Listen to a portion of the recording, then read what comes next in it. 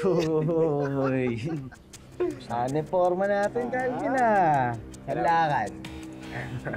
Kailangan mo kasama? Hindi na. Yayayain mo sanang lumabas si Vanessa. Si Vanessa? Si Vanessa? Iba yata ihip ng hangin, Dati gusto mo lang siyang patayin. Ngayon, gusto mo nang mahalin. Ano ang tawag dyan? Carillo Brutal.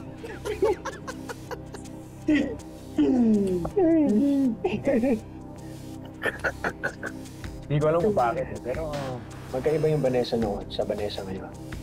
Magkaibang tao. Ay, Nakakala. Alam mo, dati ikaw hinabol ng chicks ngayon. Ikaw na nag-aabol. Iba na talagang mundo ngayon. Di ba? Gusto ko talaga magpakatino para dito kay Vanessa. Para makakuha ko siya. Para makuha natin yung loob. Yun. Oo. Ano? Sige, seryoso nga si Julie. Wala kami,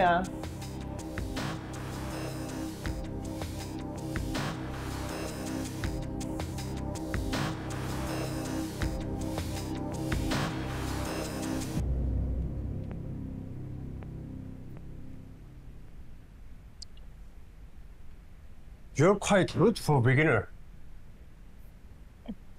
Thank you.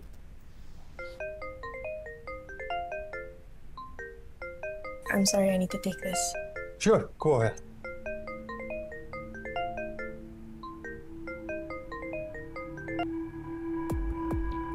Hello, Calvin. Vanessa, kamusta? Meron ka bang gagawin mamaya? Depende. Biglaan kapag sinasama ako ni Papa sa mga lakad niya. Bakit? Ay, ayayin sana kitang lumabas. Dinner date. Titingnan ko, Calvin. Tsaka kasi naalala mo ba, may binanggit ka sa akin noong nakaraan, di ba? Gagawin mo lahat para magkaayos kami ng papa mo. Ito, pangako ko sa'yo, wala akong gagawin ng kahit anong gulo, aberya. Magkwentuhan lang talaga tayo.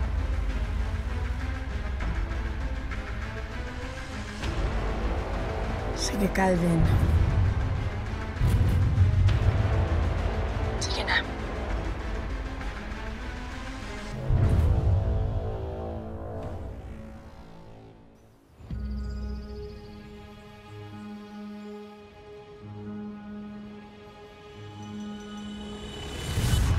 Lumabas din ang totoo na hindi mo ako kayang patayin, Edgardo, dahil gusto mong malaman kung saan ko dinala ang totoong anak niya ni Hilda.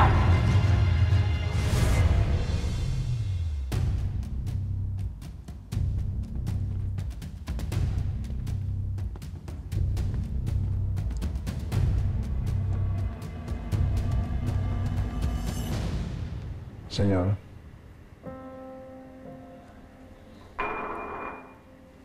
May tumulong sa akin kumalkal sa internet tungkol sa sinabi ni Antonio. May nakuha diyang balita tungkol sa isang sanggol na natagpuang patay sa estero sa Tondo. Kung totoo ang lumabas sa bibig ni Antonio, maaaring yun yung anak ninyo na kapatid ni Elias.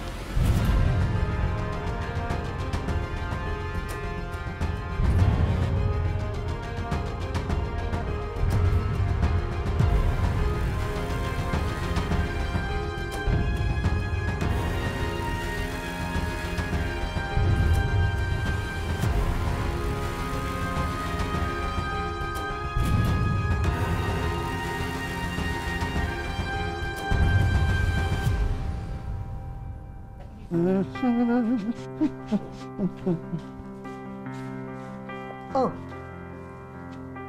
Nasaan na yung bisita mo? Wala na, Nay. Pinawi ko na. Hoy. Girlfriend na ba yan? Di pa, Nay. Liligawan pa lang. Pinatulog ko dito. Nalasing kagabi. Nay, baka pwedeng... Jesus na mga bata. Ang mga bata talaga ngayon maglalasing. Pagkatapos, pati ba naman ito lalabahan ko? Na nga, Isusoli ko kasi doon sa Scorpio compound. Doon daw siya natira,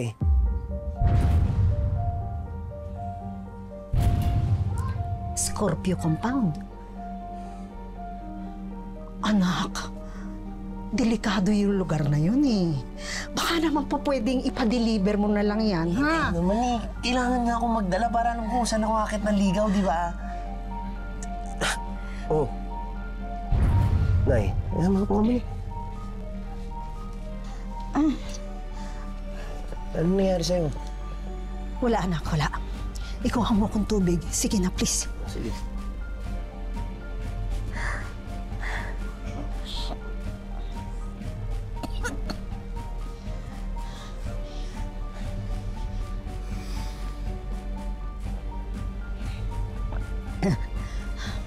Wala ito siguro. Napagod lang ako, ha? Papahinga ko lang ito. Sige na. Okay lang. Sigurado ka ba, Nay? Oo, sige. Gawin mo na kung anong gusto mong gawin. Sige. Okay lang ako. Okay lang ako.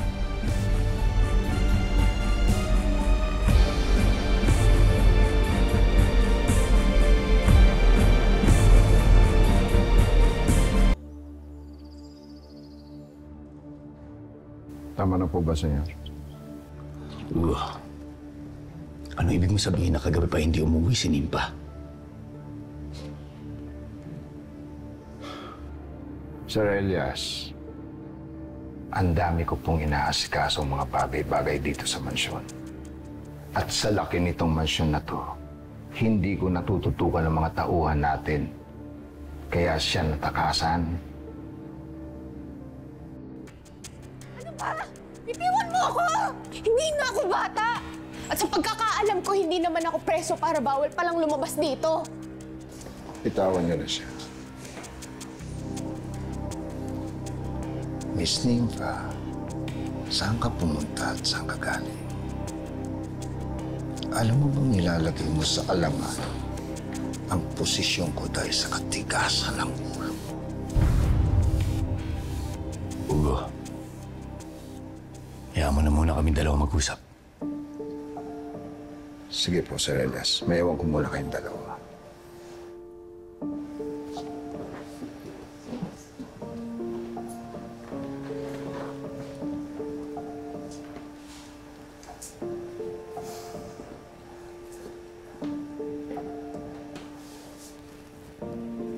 Nimpa, saan ka nagpalipas ng gabi? At kanino yung suot mo? Wala ka na dun. Hindi na importanteng malaman mo pa kung sino. Nimpa,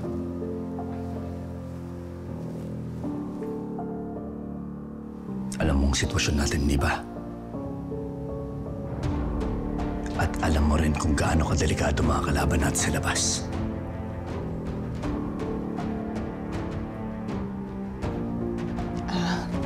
Ganun pala, Elias. May paki ka pala sa akin. Sa pagkakaalam ko kasi, pagkatapos ng huli nating usapan, initsapwera mo na ako kapalit ni Bane. Nimpa, hindi ko gustong saktan ka. At hindi ko rin kailangan ipagpilitan ng sarili ko dito. Kung itinatago mo na lang pala ako dito para ipagtanggol ako, pues inaya ko nung bata ako. At kakayanin ko rin ngayon mag-isa ako.